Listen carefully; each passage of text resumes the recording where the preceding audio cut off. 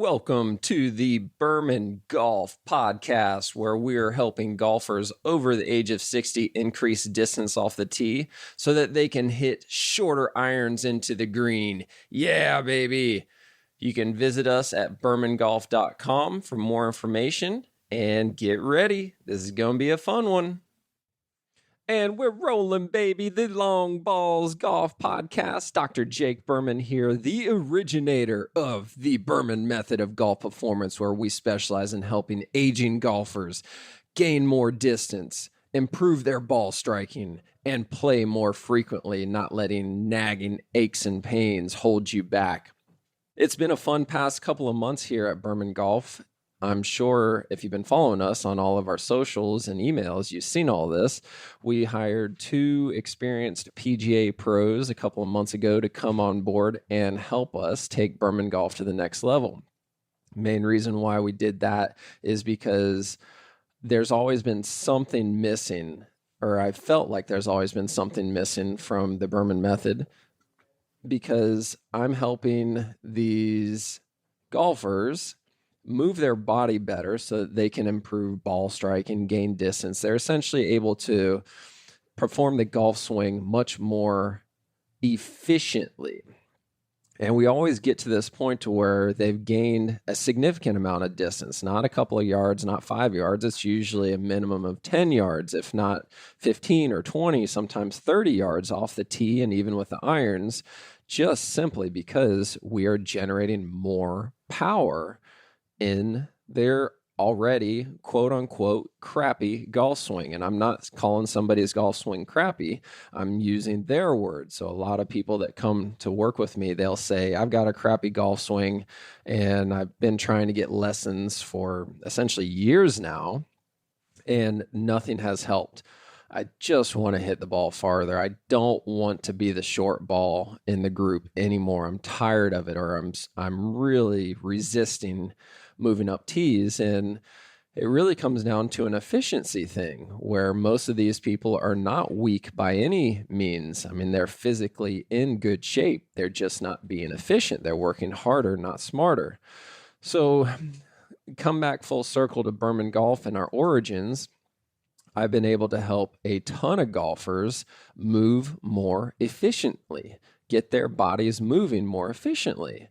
And then the natural evolution is, okay, now your body is moving more efficiently. Now let's bring in the technical aspect, and that's teaching pros, PGA pros, somebody that can give you the technical aspect of it, not mainly, starting with your grip, swing path, swing plane, and all these other words that I shouldn't be saying right now because it's outside of my scope of practice.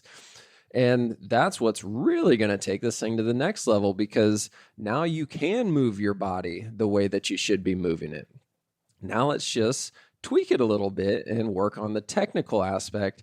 And the people that we've been working with over the past couple of months have gotten exponentially better really fast because their bodies are moving better, and now we're adding the technical component to it. So it's been a lot of fun these past couple of months here at Berman Golf.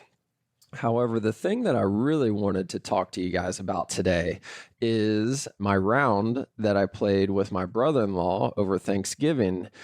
And I don't think that I've said it on the podcast. I know I said it in our newsletter, where we've got this friendly, brotherly rivalry where it's my wife's sister's husband, and we're really good friends. We all went to college together, so we've known each other since college, and we both are equally just as good on any given day on the golf course and just as equally as bad any given day on the golf course. I mean, we could go out and shoot 80s, 90s, or not even come close to breaking triple digits. And it's like, what the heck happened?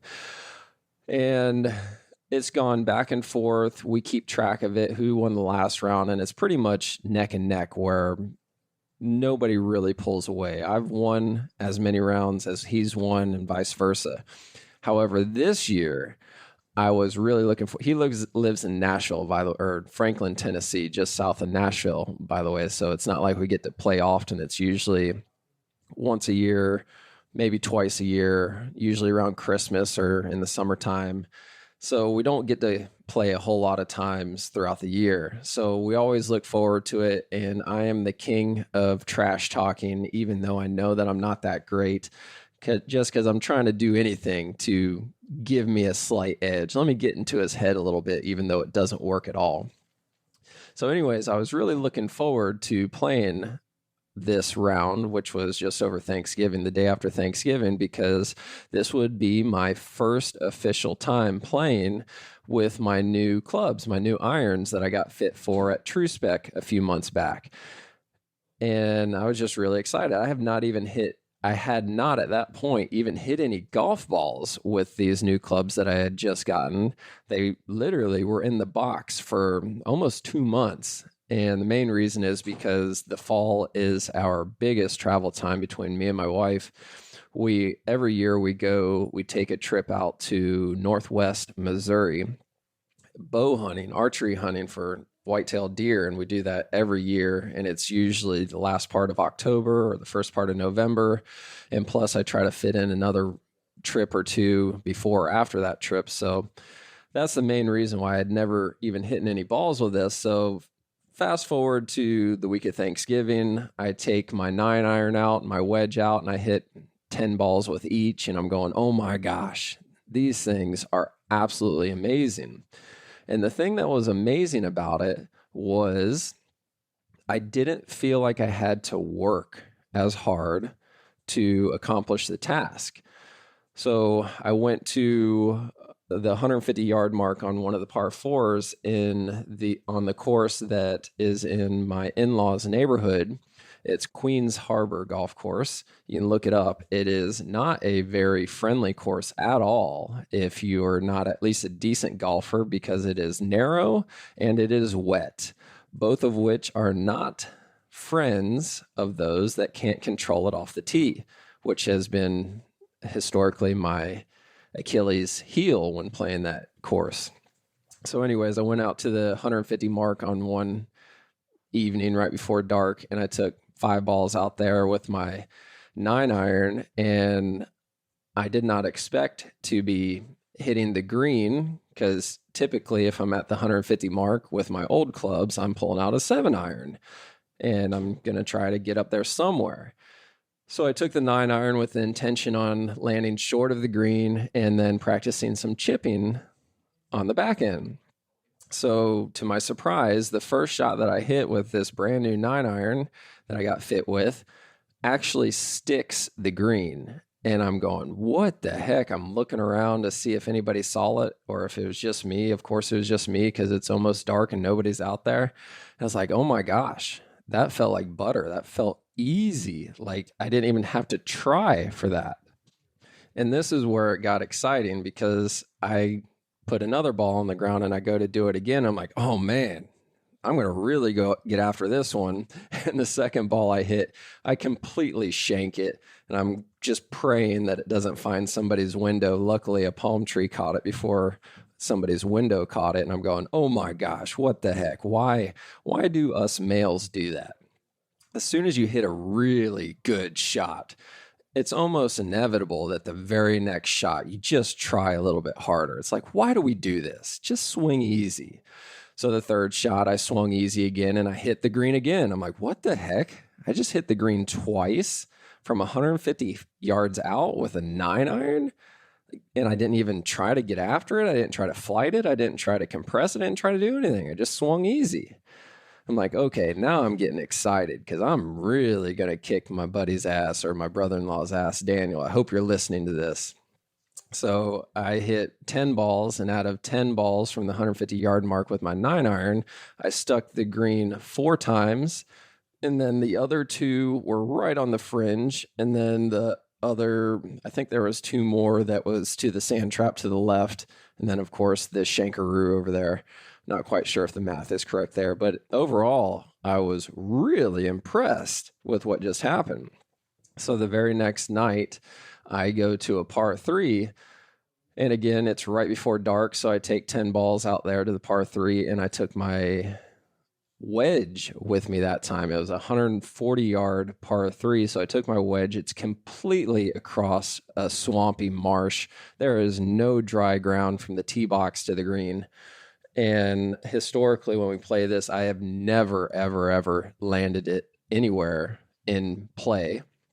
So I took the wedge and better results on this time. So I hit the green 7 times out of 10, and the other 3 were actually, I shot 11 shots on this night. So I hit 7 out of 10, greens 7 out of 10, and then 3 of those were right on the fringe. And then the 11th shot that I hit was a complete shank because it was getting dark, and I'm like, let me just try to get after this thing and see what I can do. So the take-home message from these 2 episodes is, whenever I tried to do way more than I should have, it ended disastrous. So it wasn't even close to in play. So I've now, to date in this story, I've hit 21 balls with my 9-iron, my wedge. Haven't hit any balls with any other clubs. Haven't hit a shot with a driver, period.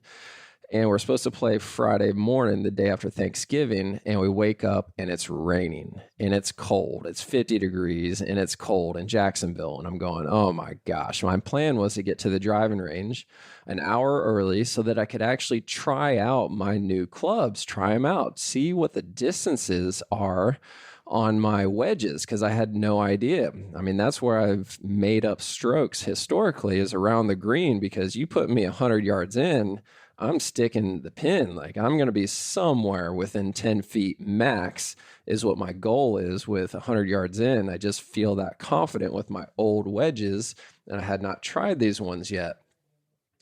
So I'm like, I'm not going. There's no way I'm going to go bang balls out in the rain and 50 degrees, because I have a 60-degree rule.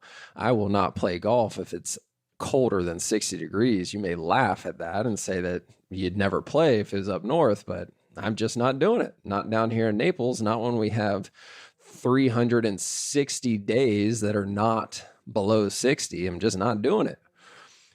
So long story short, we go and we check in right before our tee time, and we go straight to the tee box like we normally do. Me and my brother-in-law, we don't go to the driving range and warm up. Let's just go have fun, because neither one of us are good enough to actually warm up and for it to make a difference. So we go straight to the tee box, and the first drive that I hit is a massive banana slice that barely lands on the right side of the fairway, but in play. And it's like, okay, let's hit 2 off the tee. Let's get a breakfast ball, because we didn't do anything. And the second ball I hit was a massive duck hook to the left. So I'm like, okay, this is not going in the right direction. So I'm telling this story for a reason. I'm going to get to the point here in a minute. So we go up and hit the second shot, and now I have to hit through trees. There's trees right in the middle between me and the green. I'm 180 yards out, and I've got to kind of just do a punch shot to try to get through the woods. So I get through the trees, and now I've got, I don't know, I think it was 110 yards to the green, and I picked out the 54-degree wedge, I believe it was. And I'm going, I have no idea if this is what I should be hitting right now. Swung it nice and easy and landed it within 14 inches of the pin. And I'm going, oh my God, I'm pretty sure that was the right club. And my brother-in-law sees it and he goes, what in the heck did you just, what? Come on. Okay. This is how we're going to play this game. I said, hey man, I don't know what to tell you. So that's number 1. Number 2 is a par 5, and it's a long par 5. So I get on the tee box again, and I freaking shank one out of bounds off the tee. And I'm going, what the heck is going on? The thing that, and this was a recurring thing, where the next 3 holes that were driver holes, I'm just slicing it or I'm duck hooking it off the tee. And I'm going, this is crazy. Because every single one of my iron shots on the front 9 was money. It just was easy. It was awesome. It was doing exactly what I wanted it to do. So on number 6, I believe it was. I said, this is the last chance this driver has.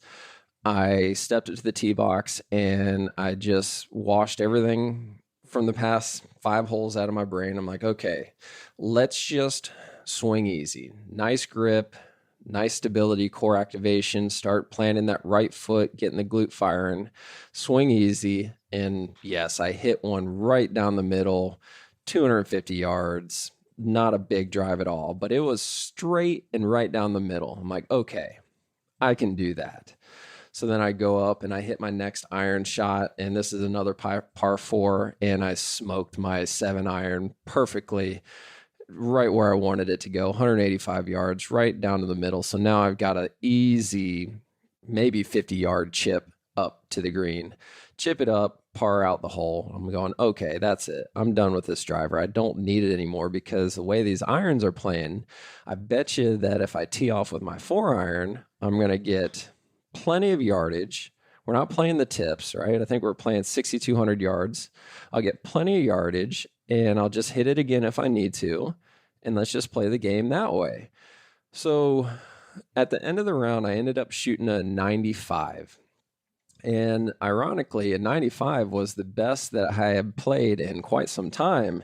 And this was taking into consideration a lot of trash talking, a lot of shenanigans that were occurring between me and my brother-in-law, a lot of run-ins with the cart girl whenever she was coming around. So there was a lot of other things going on and some funny things that were going on his plate, and I won't even go down that road.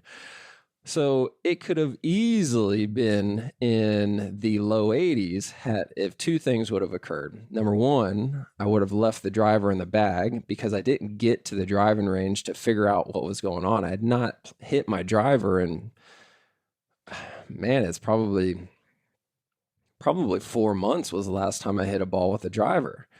So what was I expecting to do? Just show up and the driver was going to be performing correctly? So had I left the driver in the bag and had it been a more serious round and not a fun extracurricular round with my brother-in-law, that round would have easily been in the low 80s, if not better.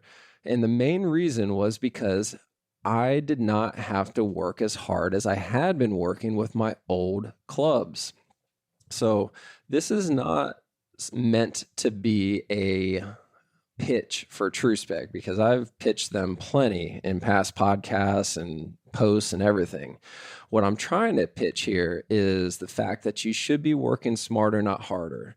So if you're going to the driving range and you're just banging ball after ball after ball and buckets of balls and sweating bullets and saying, yeah, I just need to figure out this one thing, most likely, if you're not a really low single-digit handicapper, most likely you are working harder and not smarter. And you will never, ever, ever be able to figure it out by yourself. If you could figure it out by yourself, you would have figured it out by yourself. So that's going to lead me to say this thing is, in all the years that I've been doing this, in physical therapy world and in the golf world, so Berman Physical Therapy and in Berman Golf, I can say this 100% of the time is true. That when you come in thinking your problem is X, it is always Y. And the reason why is because you are too subjective to be objective. So I'm too subjective to be objective. When I have an issue, I think it's X and it's Z. It's not even Y. It's something else. That is what you need help with. And then the most important part after you decide that you need to get help is making sure you're getting help from the right person. So think about it this way.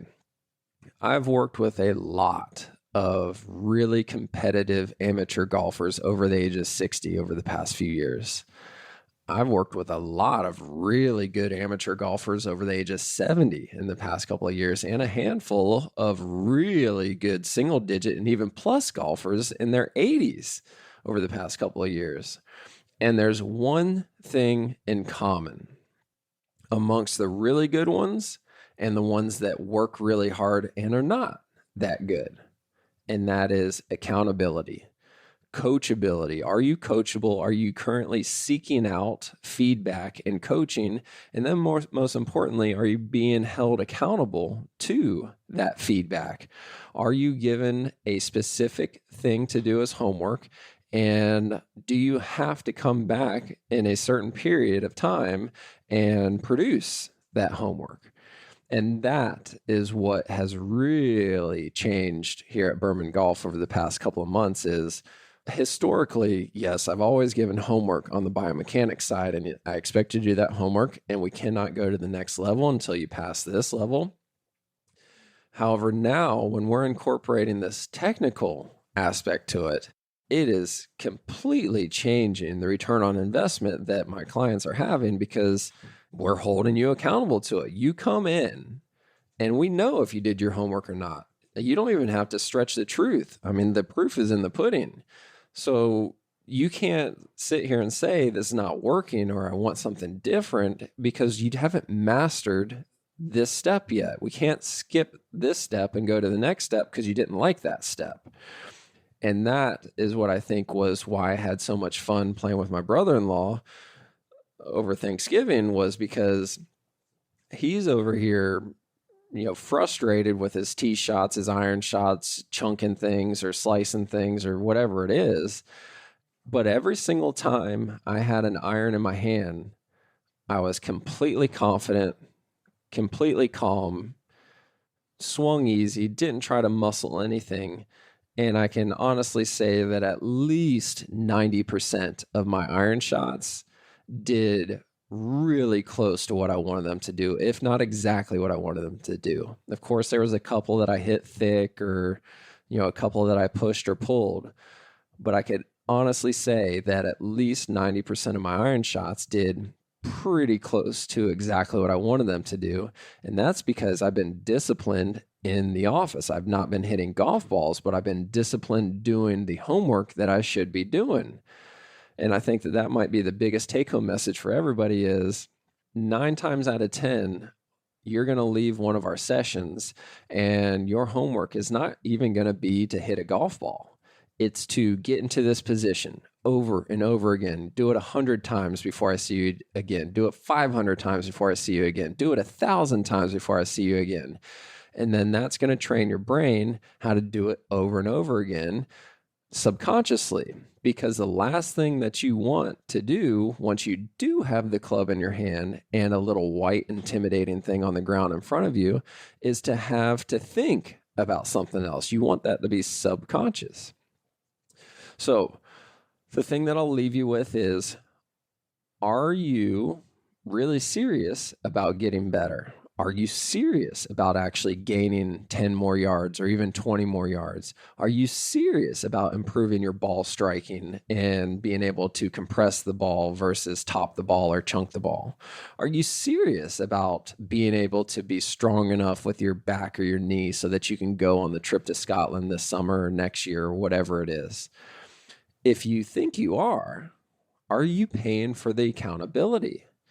I don't care if you're here in Naples or if you're virtual. We've got people all over the country and even the world, a couple in the UK right now that we are working with virtually and holding them accountable. Every single week, we are taking little tiny baby steps towards getting better versus going around and around and around in circles and going nowhere, or most likely getting worse. So are you ready for accountability? Now's the time to do it. We got a new year coming. Everybody's going to have resolutions coming around and everybody's going to be excited for the first 2 to 6 weeks. And then once mid-February rolls around and Valentine's Day rolls around, everybody loses interest in resolutions. And it's like, okay, maybe next year we'll try again. Are you ready to do this? Do you want help with this? You want to be held accountable? Then let's do this. Make sure you go to bermangolf.com and check out our new quiz. I've got a quiz up there that will tell you, go through and you answer a handful of quizzes. Won't take you more than 90 seconds, most likely. And at the end, what the quiz will tell you is exactly which stretches or exercises you should be doing to get a better return on investment for whatever it is that you're doing. Meaning that if you're struggling with distance, if you're struggling with ball striking, if you're struggling with back pain or knee pain, You answer these questions, and at the end, it's going to give you a couple of videos that you can start doing today, right now, that will help you start improving your ability to do XYZ.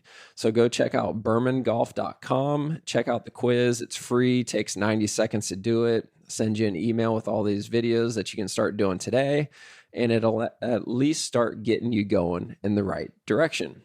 All right. Make sure you like and subscribe to this podcast. Share this podcast with somebody else that you know is working harder, not smarter. They keep saying, what the heck is going on with my game? But it's almost like they're expecting something different, yet they're doing the definition of insanity. So share this podcast with them and tune in next time, because next time we're going to have another fun episode. All right. Thank you very much for tuning in this week. For more information, please go to bermangolf.com. That's B as in boy, ERMAN, bermangolf.com, and check out a ton of stuff that we have there. Or even better, go to our socials, Facebook, Instagram, YouTube. Make sure you subscribe to us on YouTube, like us on Facebook, follow us on Instagram. We're even on TikTok. Check us out everywhere. We've got tons of content going out every week. And please give us a thumbs up. Comment on the videos. Let me know what your questions are. Try to shoot holes in this. I'll do whatever I can to help you out the best that I can. Thank you, guys.